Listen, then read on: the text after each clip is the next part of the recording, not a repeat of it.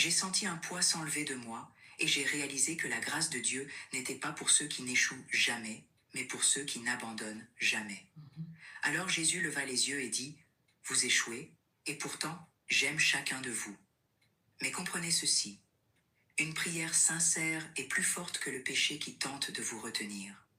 Quand vous priez, ne retournez pas dans les ténèbres que j'ai déjà illuminées. » Après que Jésus m'a montré comment le péché peut être une chaîne invisible, il m'a présenté un autre scénario. J'ai vu des gens dans les églises, les mains levées, priant avec ferveur, mais intérieurement blessés, amers et remplis de ressentiment. J'ai ressenti leur douleur. C'était la même douleur que j'avais autrefois, cette sensation de prier avec les lèvres, mais le cœur partagé.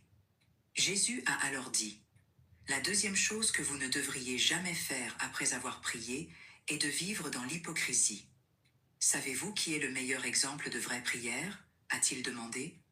C'est moi-même. J'ai prié et vécu ce que j'ai prié.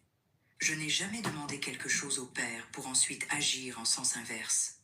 Tandis qu'il parlait, j'ai vu des gens prier pour la patience et, quelques minutes plus tard, crier sur leurs enfants. J'ai vu des hommes implorer l'amour et le même jour tromper leurs femmes. J'ai vu des femmes demander la paix, mais alimenter les ragots. Je me suis vue là.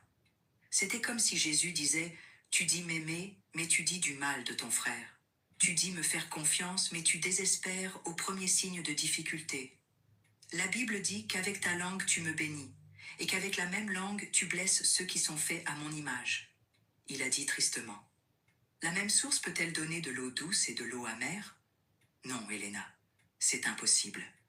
Alors j'ai compris ce qu'il voulait, que la foi ne soit pas seulement un joli son, mais un mode de vie. Il m'a montré le cœur d'un homme qui semblait fort aux yeux des autres.